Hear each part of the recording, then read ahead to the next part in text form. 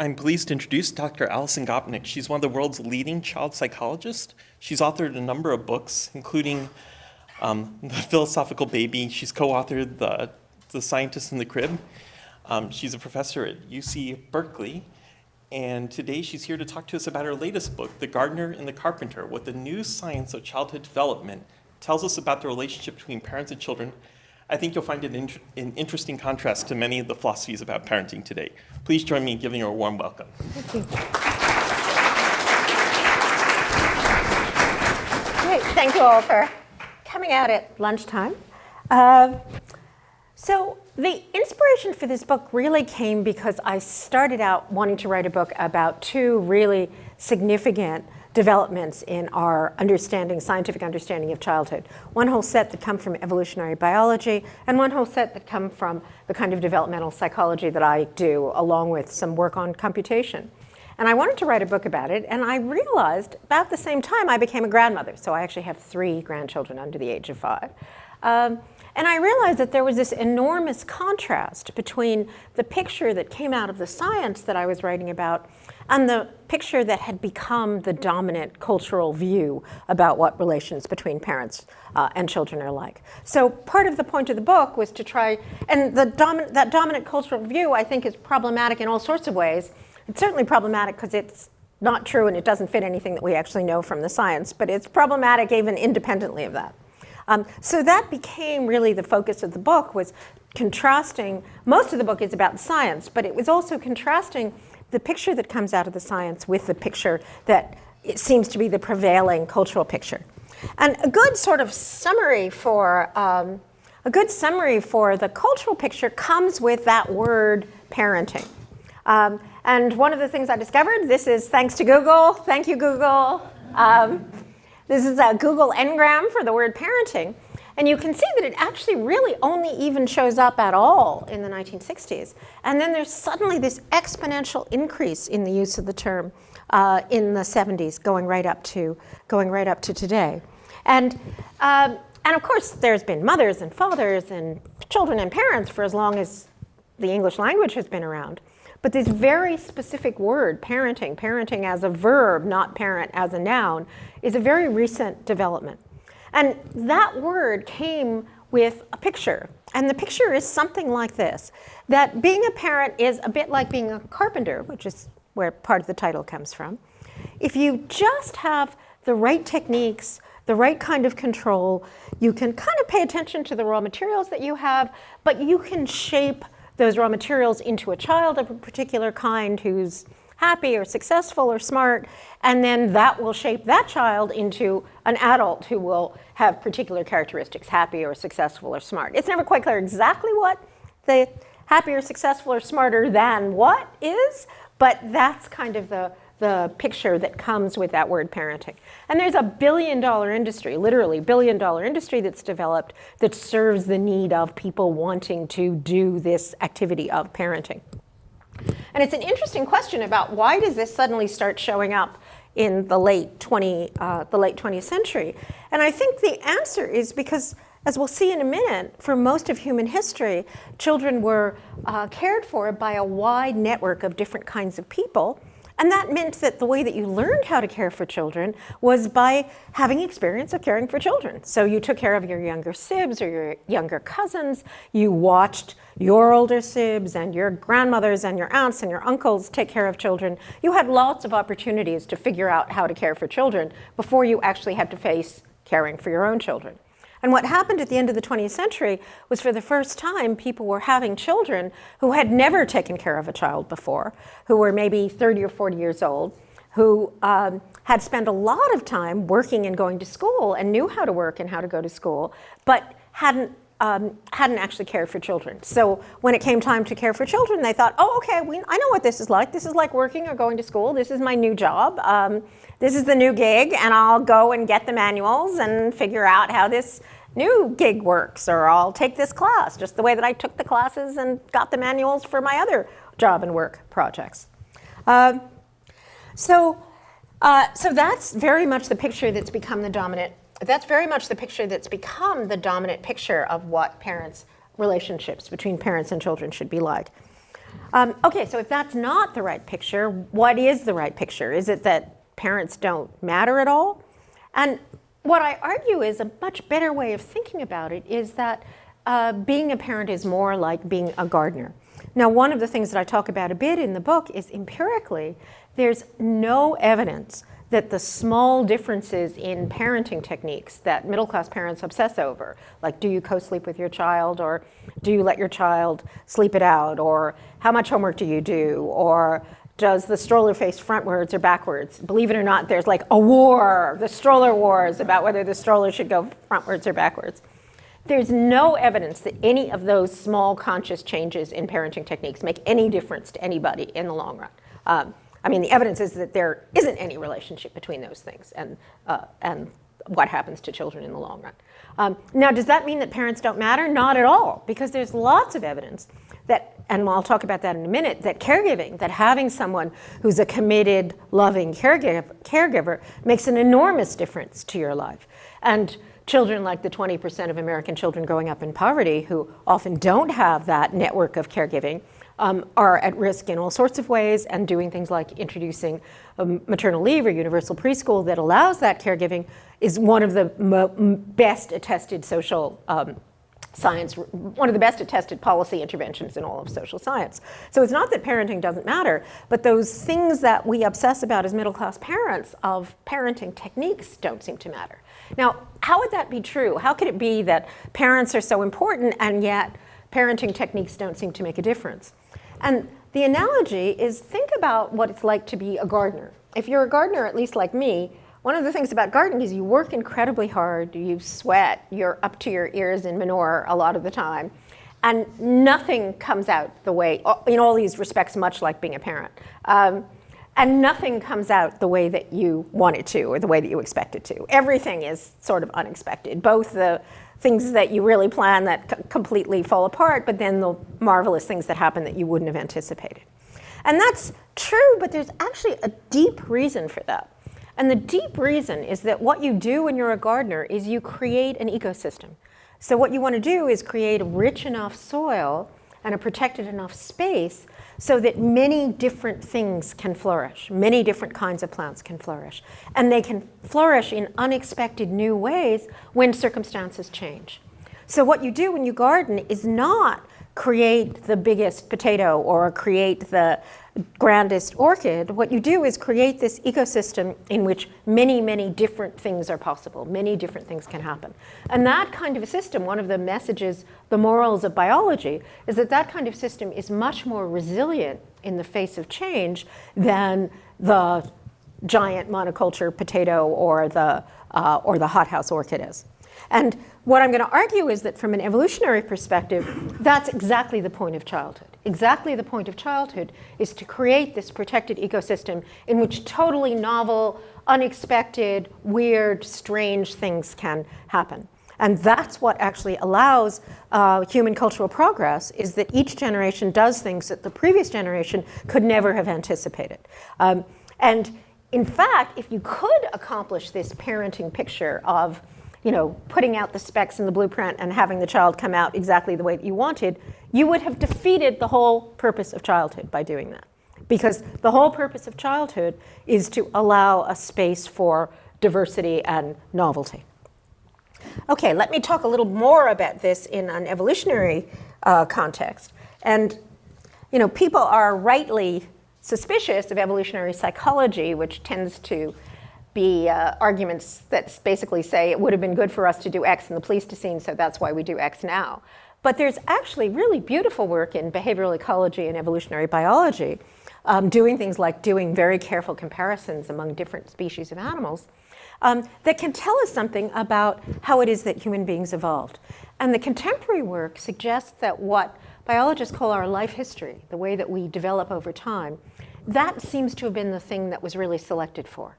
And the most distinctive thing about our life history is that we have a much longer childhood, a much longer period of immaturity than any other species by far. So if you look at our closest primate relatives like the chimp, chimp babies are producing as much food as they're consuming by the time they're 7 years old. And if you look at even humans in hunter-gatherer forager cultures, they're not doing that until they're 15 years old, at the earliest. And my son is 27, and sometimes we're still writing checks and paying for tuition at 27. But this has always been characteristic of humans. And it happened, we can actually track it in the fossil record by looking at teeth. It happened very quickly, and it happened exactly in the period when we became Homo sapiens sapiens. Now, if you think about this from an evolutionary perspective, it seems kind of contradictory. Why would you make your children so fragile and demand so much investment for such a long period of time? But when you look across many different species, you see this relationship between how long a period of childhood the species has and how smart the adults are. And in particular, how smart they are in the sense of how flexible they are, how good they are at learning. And the kind of poster animals for this relationship, stay in the frame here, are actually birds. So this is a New Caledonian crow. And crows and corvids and ravens in general are incredibly smart birds. I've actually done some collaborative research on these New Caledonian crows. They're smarter than chimpanzees are. They can learn how to use tools. They can use tools to make tools. And this is a New Caledonian crow who's learned how to bend wires to pull up that tube and get some food. On the other hand, this is our friend, the domestic chicken. And with apologies to any chicken lovers in the audience, this is an apology you have to make if you're giving a talk at Berkeley. Chickens are basically as dumb as stumps. So they're extremely good at pecking for grain. They're not much good at anything else. Now, when I say that, I should add an interesting proviso. The thing that really makes them stupid is that they don't learn. So if you there's actually some fascinating studies. There was just one in Science of newborn chickens, chicks, and dumplings, or chicks and dumplings. Shows what I think about when I think about chicken. Newborn chickens and ducklings actually do incredibly elaborate computations to make them very good at pecking for grain. Pecking for grain is a lot harder than it thinks. But those computations are literally in place from the time the animals are born. So they do the things that they're going to do from the time they're born. They're not learning about a new environment. The way that New Caledonian crow, you can plunk into a lab in Cambridge and he can figure out how to deal with that new environment. And the chickens are mature within a couple of weeks or months. The crows are fledglings for a year. The New Caledonian crows are fledglings for 2 years, which is a very long time in the life of a bird. So that means there's 2 years when they're just still getting fed by the adults. They're not producing anything themselves. And you see this as a very general biological relationship across the entire animal kingdom. Why would you see that relationship? Well, if you actually look at what the fledglings are doing in those 2 years, you can get a clue. In the wild, these amazing birds go out and find pandanus palm leaves. These are these palm leaves. They strip off the leaves on the bottom, which leaves little sharp hooks. They nibble one end to a sharp point. They use their beaks to hold the broad end. They stick that thing into a hole full of termites and stir it around, and then they pull it out, and they have a termite shish kebab because all the termites have stuck to the barbs. This is an amazing thing. Well, if you watch the babies in that 2 years, what they're doing is screwing this up. So what they're doing is trying and failing. They're doing the top instead of the bottom. They're putting it in from the thick end instead of the thin end. And the moms are kind of sitting there and tapping their feet and dropping termites into the babies' mouths as they're doing this. But of course, as everybody in this room knows, the way to learn is to fail. And we have all our, Valley slogans about fail faster and fail better. That's the way that you actually learn, is by trying things and failing. That's a good strategy for dealing with new environments. The trouble is, of course, that while you're doing that, you're helpless. One way I sometimes put this is that children are like the R&D division of the human species, and we're production and marketing. So they get a protected period. Children, whether they're human children or baby crows, get this protected period where they can explore all the possible behaviors they could have in this new environment. and figure out how to deal with the environment before they actually have to put that into action and go out into the world and do things. So you don't want to have a mastodon charging at you and be saying, should I use a stick for this or a stone, or maybe, what would be the best way of dealing with this situation? You learn all that when you're a child, and then you can put it into practice when you're an adult. And that evolutionary picture comes with a big demand for greater parental investment. So, as I said, you see this correlation between the period of childhood and the intelligence of the animal, of the adult animal. You also see a similar correlation between how much adults invest in babies and how smart the babies are. So this is an example. These are actually among marsupials in Australia. These are the world's cutest animals, the quokka, even have the world's cutest animal name. These are little fuzzy animals, and the babies stay in the quokka's mother's pouch for as long as a year, and both mothers and fathers and even unrelated animals are involved in caring for the babies, and they only have one baby at a time. This is the Virginia opossum, and possums have 7 or 8 babies at a time. The mother's the only one who takes care of them. The babies are mature within a couple of months. And my friends in comparative psychology who love all animals and think that all animals are brilliant tell me that possums are incredibly stupid. Their brains, even though they're the same size as the quokkas, their brains are half as big as the brains of the quokkas. Now, human beings, I have to say, as a mother, I suspect that most parents sometimes feel more like the possum in that picture than they do like the quokkas. We all need more backlighting in our lives. But if you think about us from a biological perspective, we're way out on the quokka end of the spectrum. So our babies are immature for much longer, and we only have one baby at a time. And we have many more people invested in caring for babies than any other species. So even if you compare us with our closest primate relatives, like the chimps that I mentioned, essentially, biological mothers take care of chimp babies until they're weaned and they can take care of themselves. During the course of human evolution, we developed what I think of as the triple threat of parental investment. So we pair bond. Now, most of the time when we think about our pair bonding, we think about it's not nearly as powerful as we wish that it were, but it's actually pretty amazing that we pair bond at all. So the fact that men are involved in taking care of babies, and that men and women, people have sex together, love each other, and stay in the same place, that's actually very unusual in the animal kingdom. Only 5% of mammals do that.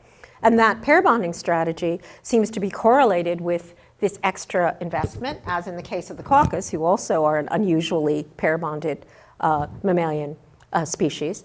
And we can actually demonstrate, by looking at fossil records, that pair bonding developed in the course of human evolution. Because I'm not quite sure with this audience whether I should say this too loudly, but essentially what happens is there's lower testosterone levels in pair-bonded mammals, and you can track that by looking at bone density and finger length as we evolved as human beings.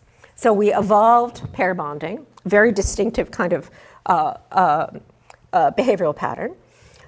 We evolved what anthropologists call alloparenting, which means that people who are not related to babies also will take care of babies, even when they're not biological kin. And again, we just take it for granted that if you walk down the street with a baby, everybody around goes, "Ooh, and on, go and look at the baby." That would not happen with chimpanzees. A chimpanzee mother would, a chimpanzee mother would murder another chimpanzee who got that close to her baby and started interacting with it.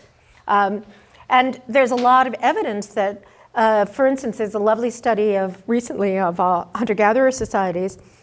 Babies in this hunter-gatherer society are breastfed by 4 different women per week. So that's like the average experience they have is their mom breastfeeds them. But the other breastfeeding women in the community, if their baby's yelping and hungry, they'll breastfeed him too. And then we have the third part of the triple threat, which is my personal favorite, which is that we're the only species that has grandmothers. in the sense that we're the only species where females actually outlive their fertility. And we've been outliving our fertility again since we were hunter-gatherers. Hunter-gatherer women live to be 60 or 70 after their fertility. Chimps, even chimps who are very well taken care of, don't outlive their fertility. By the time they're 40 or 50, they die. And again, from an evolutionary perspective, that seems kind of puzzling. Why do I'm an evolutionary anomaly, right? I shouldn't be here. And the interesting evidence, it's actually called the grandmother hypothesis. The biologist Christian Hawkes has argued, provided some really nice data for this, is that it's actually that grandmother investment that enables those babies to be immature for as long as they are, that enables that protected period. And if you look in hunter-gatherer societies, it's the grandmother's investment that actually keeps the 2 to 3-year-olds alive and safe at a time when they wouldn't be able to take care of themselves. Now, if this kind of picture that I've been making, that I've been describing, so a lot of things about us seem to come from the fact that we're parents, the fact that we're taking care of these helpless babies over this long period. And in fact, if you look at brain development, you can see a very similar kind of picture. So what I've been arguing is the reason why we have this big investment is because it gives us this protected period for exploration, for possibility. And if you look at the brain, you see a picture that fits with this very well. So this is a slide showing the development of connections, of synapses. And you can see that in that early period, in the preschool years, before children are about 5, they're making an enormous number of new connections. So many, many different possibilities are being manifested in that early period. And then what happens is there's a later period where the connections that have been used a lot get myelinated, they get strengthened, they get to be more efficient, and the ones that aren't used are pruned, they disappear. So essentially what you've got is an early brain that is very, very plastic, very flexible, very good at doing new things, very open to possibilities in the environment, but not very good at getting out of the door in the morning to get to preschool or doing essentially any practical goal-directed activity.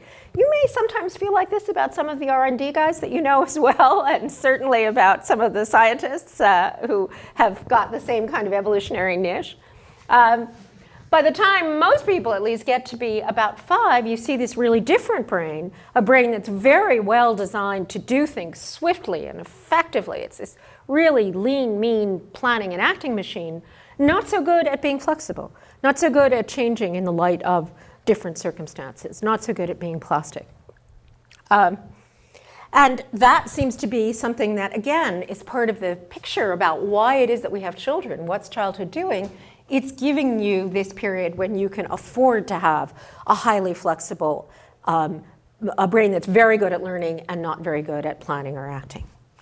Now, what was it that actually led us to develop this really distinctive life history, our big brain, our capacity for learning?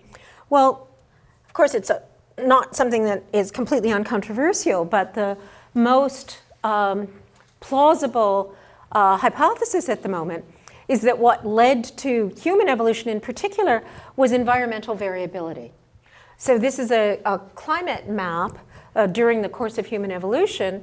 And what happened was not that the climate got particularly warmer or colder, but the variability got to be much greater. The environment got to be much less predictable during the course of human evolution. So now humans are causing climate change, but in the past, climate change caused humans. So what we seem to have adapted to was unpredictability. It was our environmental niche is the unknown unknowns. That's where we live. The chickens are in the world of the grain. We're in the world of the unknown unknowns. That's how we evolved. And the idea, the central scientific idea of the book, is that a way to deal with this unpredictable environmental variability is to introduce a lot more variability in the minds of the members of the species themselves. Introduce this extra level of flexibility and difference and variability. And there's some formal modeling and so forth which suggests that that's true. And on top of that environmental variability, which seems to have been the immediate ecological trigger for human evolution, of course, we are nomadic, and we have been nomadic as long as we've been human. The There's some debate about when we left Africa, but the interesting thing is we left Africa, and the chimps didn't leave Africa. They're still there.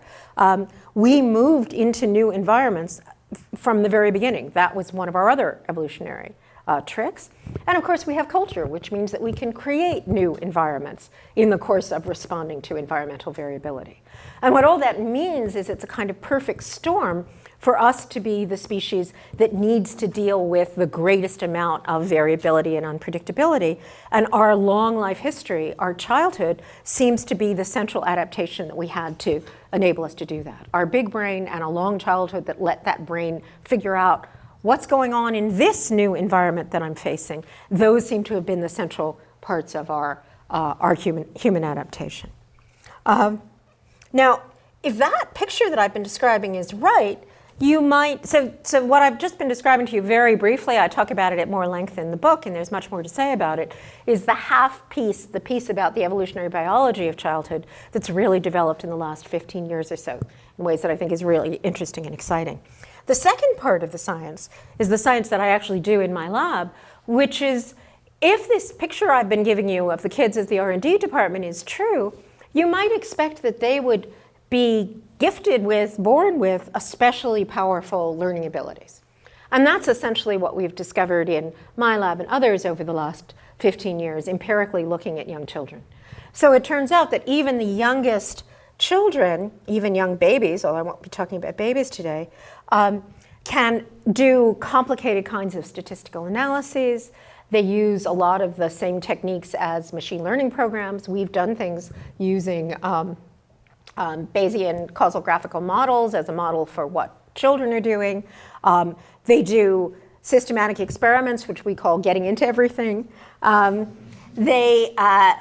They can take their prior knowledge and adjust the prior knowledge in the light of new evidence that they have in a sophisticated Bayesian way. They just have these incredibly powerful learning mechanisms. But the interesting thing is that the form that those learning mechanisms take is that children use them just in the course of observing the things that are going on around them. So, anyone who's ever taken or given a statistics class knows that adult human beings are terrible at doing statistics. That's one of the, my colleague, my ex-colleague Danny Kahneman got the Nobel Prize for showing that. But of course, when we try to get adults to do statistics, we do it by, giving them a bunch of probability tables and seeing what sense they make of it. Children obviously are not going to be able to do that. So how can we show that they can do things like take complicated statistical patterns and make causal inferences? Well, we do it with this very simple little machine, the Blicket detector. It's a box that lights up and plays music when you put some things on it and not other things. And what we can do is show children complicated statistical patterns using this very simple machine. I'll give you some examples in a moment. And then just say to them, make the machine light up and see what kinds of inferences they draw about how the machine works. And let me give you an example. This is my student who's now in the School of Informatics at Edinburgh. And of course, the graduate students do all the work on this. He did the thought work on this as well. What started out was that we were really interested in, so we did a whole lot of work starting back in the 80s, as I said, often inspired by causal graphical models, showing that children could infer specific causal relationships between a cause and an effect, given certain kinds of statistical data. But what we wanted to know is, could children also infer abstract logical principles from the data? So not just specific things like this block makes the machine go, but could they infer something like, this machine works on a conjunctive principle, or this machine works on a disjunctive principle? And when we do science, for example, we're not just concerned with specific causal relationships, we also want to infer these kind of paradigms, these general principles about how a system works. And we thought that might be challenging for children. Now, you can be subjects in one of my experiments now. So here's the Blicket detector. I put, these are, as you'll see, these are different shapes, shaped blocks, but we counterbalance them, so we'll just use the letters. D goes on the detector 3 times and nothing happens. E goes on the detector once, nothing happens. D and F together go on the detector, and the detector lights up both times. So here's the question. Is D a Blicket? Okay. Is E a Blicket? Is F a Blicket? Okay, well, now, at Google, as I would imagine, you guys are as smart as Berkeley undergraduates, but possibly not as smart as 4-year-olds. Because what if you also saw this sequence of events first? A, B, and C go on the detector and nothing happens. A and B go on and nothing happens. A and C go on, the detector lights up. B and C go on and nothing happens, obviously. Some people out here, as I would imagine at Google, were thinking this way. Maybe this machine doesn't work on an individual or disjunctive principle where either it makes it go or not. Maybe it works on this conjunctive principle where you need a combination of two, sort of logical and, to be able to make the detector go. That's a much less obvious and much less likely possibility from the perspective of an adult, but it's not impossible. It could be the way the detector works. And if you saw that sequence of events, and now you went back to the example I gave before, now you might think, oh, maybe D and F are both Blickets. It's just that you need the combination of both to make the machine go. So how you interpret this very simple question that we can ask 4-year-olds, is D a Blicket or not, can tell you whether, and this is where all the magic of being a developmental psychologist comes in, can tell you whether or not they've made this abstract logical inference about the causal structure of the machine. So what we did was we just did this experiment where we either gave the participants training that suggested the or disjunctive rule, the individual rule, or the combination rule, and then we just gave them the ambiguous sequence that I just showed you. And let me show you what this actually looks like with a real 4-year-old. It's very important, again, for us to figure out which of these are Blickets. So let's call this one triangle, okay? What should we call this one? Square. Square. And what should we call this one? Ball. Ball. Sounds good. Okay, so let's see what happens when we put triangle on the machine. Are you ready? Let's see. Look at that. The machine did not turn on. Let's see what happens when we put triangle on the machine again, okay? Look, the machine did not turn on. Now let's see what happens when we put triangle on the machine one more time, okay? Let's see. Look, the machine did not turn on. Now let's see what happens when we put square on the machine, okay? Look at that. The machine did not turn on. Okay, now let's see what happens when we put triangle and ball on the machine together. Look at that. The machine turned on. Now let's see what happens when we put triangle, square, and ball all on the machine together. Are you ready? Let's see. Look at that. The machine turned on. Okay. Now let's see what happens when we put triangle and ball on the machine together. You ready? Let's see. Look, the machine turned on. So Scarlett, do you think that triangle is a Blicket or not a Blicket? A Blicket. And do you think that square is a Blicket or not a Blicket? No. No. And do you think that ball is a Blicket or not a Blicket? Yep. Yep. Okay, so Scarlett, which of these should we use to make my machine turn on? Those two?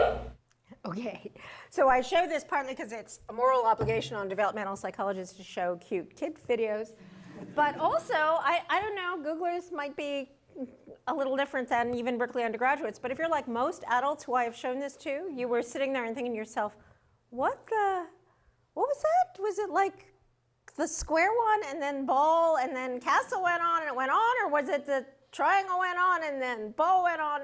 It's really hard to track this, even if you're an adult, but you can see that that little 4-year-old is completely focused, paying attention, figuring it all out, and getting the right answer. And what we discovered was that when we actually did this with 4-year-olds and adults, what we discovered was that the 4-year-olds were systematically extremely good at solving this problem. And when we did the disjunctive version, the or version, then the 4-year-olds and the adults said D was not a Blicket and F was, so they were very similar in that case. But when we gave them the situation that was with the unusual, unlikely solution, the 4-year-olds got to the unlikely solution. The adults just kept using the hypothesis that they had started out with. They always stuck with the obvious solution. They didn't actually get to the unlikely, unusual, novel hypothesis. And this is work that's still in progress. It's not published yet, I should say, but it's just work that we're doing at the moment. We actually looked across development. Was it just something about Berkeley undergraduates who were not paying any attention and frustrating faculty members? What you can see, which is interesting, is already in the school age period, this novelty is going down, and then there's this really dramatic drop just about adolescence. And we're checking now to try and see if that's something to do with puberty or just something about the social context of adolescence. But it's really striking that that's when we see this big change. And if you think back to that chart that I showed you about the pruning, that's just the point when there's a big increase in, dramatic increase in pruning. So this kind of makes sense from that perspective. That's that brain shifting from the very plastic, let's consider everything brain to the let's get everything done efficiently kind of brain. And we see the same thing if we look at not their judgments about whether D is a Blicket or not, but when you actually ask them to make the machine go, do they choose a single item or do they choose multiple items? The multiple item is the unlikely, the less likely hypothesis, and we see exactly the same pattern. So how does all of this, so what this shows, and we've seen this in a number of different settings, that in many different settings, younger learners are actually better at solving problems that involve these abstract principles when the abstract principle is unlikely or unusual or not obvious to begin with. And that fits with this picture that what childhood is all about is finding the unlikely solutions, being able to generate something that's new, that's not like what you've already seen. How does that interact with teaching? And how does that interact with the kind of thing that we see in parenting, which is very closely connected to teaching? This picture about the parent as someone who can go in and control what the child is thinking and shape them to come out to be a smarter adult. Well, we did another experiment that speaks to that. This time it was an experiment where we looked at children's imitation. And what we did was we showed them this squeaky toy. It's called a Who's It? And you squish the toy and squeeze the bulb and pull the ring, and the toy plays music. And the children see 10 different sequences of 3 actions each, and either the toy plays music or not. Here's another sequence. You pull the handle, you squeeze the bulb, you pull the ring, and the toy makes music. Now, if you were a good Bayesian model, and we actually do have a good Bayesian model of this, and you saw this kind of sequence of events, and here's the example, this is the BC condition, what you should conclude is that you don't actually have to do all 3 things to make the machine work. The most likely hypothesis is that actually only the last 2 are necessary to make the machine work. So again, this is one of these intelligent creative solutions. Instead of just imitating what the adult does, you can think of a new solution, which is just do something you've never seen before, just do the last 2. And these different patterns of evidence suggest different kinds of strategies to try and solve this problem. So what we did was, again, we just did exactly what I just described to you with 4-year-olds. And Here it is. Looks like. Isn't it crazy? Yeah, I've never played with it before. So you know what's funny about it? It plays music. But I don't know how to make it play music yet. So I thought that what we could do is we could try some things and see if we can figure it out, okay? You want to help me see if we can figure out what makes it go? All right, so that's going to be our game. We'll see what makes my new toy play music. What should I try? All right, well, what if I squish it, and then I squeeze it here, and then I pull this ring. Oh! It play music! Should I try that again? All right, I'll squish it. Okay, so you can, this goes on for 10 more times, right? So another, again, this is one where if you were an adult, you might be bored or not be tracking it, but I'm trying to make it go. 4-year-old. Why don't you make it go? Oh, good job! And again, Wow. what we I guess we discovered figured it out, huh? was that the 4-year-olds would get to the intelligent solution. So instead of just imitating what the experimenter did, they would figure out this intelligent solution, and they would figure out different intelligent solutions depending on what the pattern of evidence and data suggested. Now you'll notice that when Daphne, my student who's now a professor at U of T, was introducing that toy, she acted as if she was really clueless. And the fact that she was an MIT computer science student as an undergrad may have helped her to be very good at conveying this general cluelessness about the world in general. So she said, this is my machine, I don't know how it works, let's see what it does. Then we did the experiment exactly the same way, except this time she said, this is my toy, I'm going to show you how it works. That was the only difference. When we did that, the children never found the intelligent solution. I don't actually have the graph here, but if you look at the graph, it's just 0. They don't ever get to the other solution. They only imitate what the experimenter did. And again, if you're a child, that's actually a rational thing to do because you assume that the experimenter knows what they were doing, and if it was only the last 2 and they were showing it to you, they would only show you the last 2. But what it means is that the context that is the sort of ideal parenting and also teaching schooling context is exactly a context that works against the very thing that babies and children were designed to do, which is explore new possibilities. And let me give you just one more example of this, and then I'll start to wrap up. This is an experiment that my ex-graduate student and ex-postdoc Elizabeth Bonowitz and Laura Schultz have done. Liz is at Rutgers, Laura's at MIT. And here's what they did. They took this toy and they actually gave the children the toy to play with. And as I mentioned, one thing we know is children are incredibly good at learning through observation, and I have several chapters on this in the book. They're also incredibly good at learning through play, and I also have chapters on this in the book. We all, I think, have the intuition that play helps children learn, but we haven't had really good data supporting that until quite recently, and I talk about some of this new data in the book. So what Liz and Laura did was they invented this toy that can do 4 different things. It has a squeaker, it has a light, it has a mirror, it plays music, so it has these 4 different causal properties. And sure enough, if you just give this toy to 4-year-olds, they figure out all the things that it can do. But what they did was then give it to 4-year-olds, just as in our experiment, either introducing it by saying, this is my toy, saying, look at this weird toy, I have no idea how this toy works, and then bump against it by accident and have the squeaker go off. That's one condition. In the other condition, the experimenter says, this is my toy, I'm going to show you how it works, and she squeaks the squeaker. Well, what happens? In the first case, the kids figure out all the things the toy can do. They're intrigued by the squeaker, but then they explore and they find out everything else the toy can do. When she says, this is my toy, I'm going to show you what it'll do, they squeak the squeaker, and they squeak the squeaker again, and they squeak the squeaker again, and they squeak the squeaker again, and they never find all the other possibilities. They're much less likely to explore and find the other causal affordances of the machine. So in both of these cases, and in a whole bunch of other cases that I don't have time to talk about, actually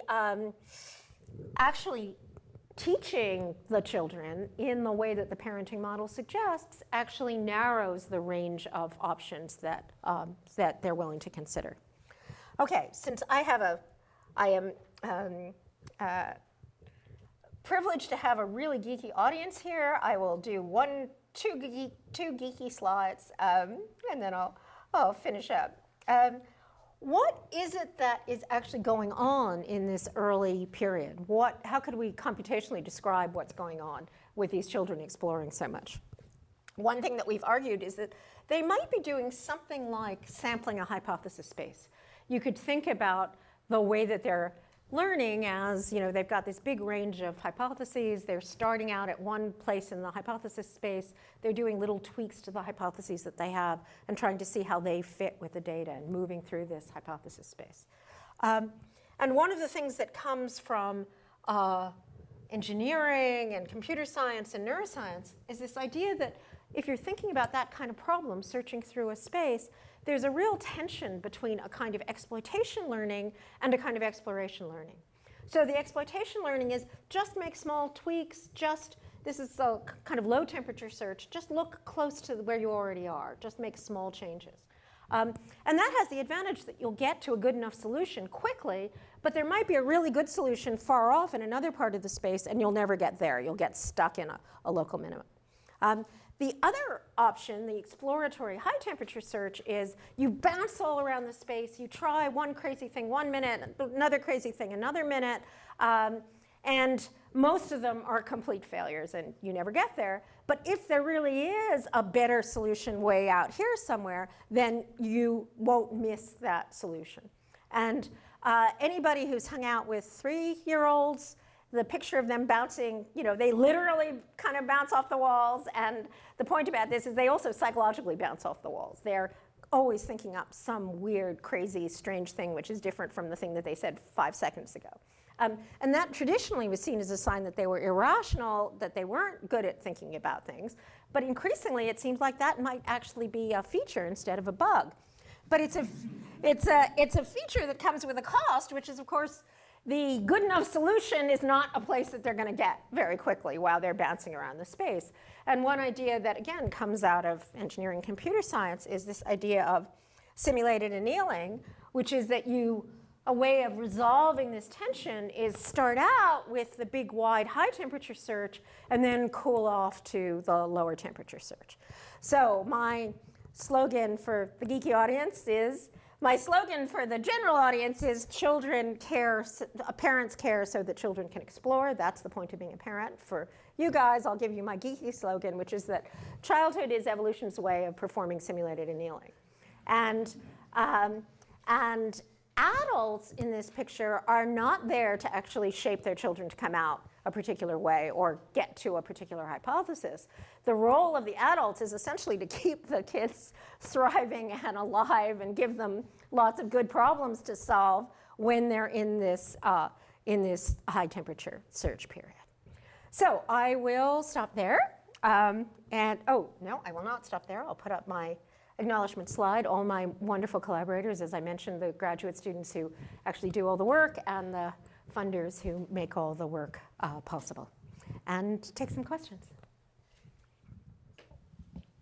So have you looked at any relationship between learning and early childhood development with disorders, or often called disorders, such as attention deficit disorder and things like this? So one of the things that I also talk about in the book is the big increase in ADHD. And I think that's a really good example of the tension between the parenting view in the culture and the schooling view and the view that comes out of thinking from an evolutionary perspective. So from an evolutionary perspective, what you'd want is to have a lot of variability in things like attention mechanisms. And in particular, what you'd want is to have young organisms have this much more wide-ranging attention. That's the attention that goes with that early plasticity, and then narrow into a more focused attention later on. And even among adults, you'd want to have a wide range of different kinds of strategies. And I think there's good evidence to suggest that that's what human beings are like. Now, what happened in the last 100 years or so, we had this weird environment that we'd never had before, namely school, where a particular kind of highly focused attention became desirable and then absolutely necessary to survive. And the result of that was that variability turned into a disease. So the model then became, okay, there's some kids who have this disease of ADHD. And I think there's a lot of good data that, for instance, the rise in standardized testing directly correlates with in specific places. If you look at, this county introduced standardized testing, you see a big increase in the ADHD diagnosis. And it's particularly disturbing for me as someone who studies preschoolers, because increasingly 3-year-olds are getting diagnosed as having ADHD and getting medicated for it. All 3-year-olds have ADD. That's what it means to be a 3-year-old. And part of the point that I'm making here is that's the strength. That's exactly the sort of attentional style that enables you to learn as much as you do in this early high plasticity period. Now, we're in the world that we're in. We're not hunter-gatherers. We're not foragers. In that world, children who are very, very far off the distribution might really be at some kinds of peril, and you might want to do something to get them to adjust. But the current situation, which is 20% of American boys are diagnosed with ADHD and 80% of those kids are getting medicated, that just seems crazy. It doesn't seem to make any sense. And I think if you're looking at even adults, both, so I'm, as you can see, very pro-kid, and I don't think adults ever get to be as smart as they are when they're 4 years old. But even among adults, we can shift into this kind of wider, more exploratory mode. And a place like Google, I think very self-consciously tries to give people a chance to shift into that wider, exploratory, less goal-directed mode as a way of encouraging things like creativity and innovation. And we can see individual adults. We often see this kind of trade-off between the people who are, say, the really good logistics manager people, CEOs, the people who are really good at that kind of thinking, and the more plastic, flexible, flaky people. So I was wondering about how, in particular, the plasticity decrease into adulthood, if you've looked at how that varies internationally and also for children who don't go through the formal school system. Yeah, that's a really good question, and we're just starting to look at it. We've done our Blicket detector experiment just recently, and again, this is not published yet, with kids in Head Start programs in Oakland and also kids in Peru who are just coming into Lima from the mountains. And rather to our surprise, those kids are just as good at doing it as the middle class kids. They may even be a little better at doing it than the middle class kids. They're just as flexible. So my guess is that you'd see this to begin with everywhere. Now the interesting question is when you see that drop off, say in adolescence, is that something that you would see, is that just part of becoming an adolescent, say part of physically being part of puberty, or is that something specific to our culture? One really interesting thing is we have a different task, which is a social task, where we see the same thing, where the 4-year-olds are better at making an unlikely attribution about why someone did something than the adults. But the interesting thing is when we look at the adolescents on that, they're more flexible than anybody. They're even more flexible than the 4-year-olds. So the adolescents are strongly likely to think that people do things because of their long-lasting traits. But if you give them evidence to the contrary, then they'll shift really, really quickly. So they're actually, it's like, for the physical world, it's like, okay, I'm 12, I've got it, you know, unless I'm Einstein, I'm just going to leave it from now on. But for the social world, there is much more of this kind of flexibility. So again, that suggests it might be something about adolescence rather than just schooling. Well, thank you very much for visiting us today. Okay, great. Oh. I can answer. I'll be citing books, so I can answer questions then too.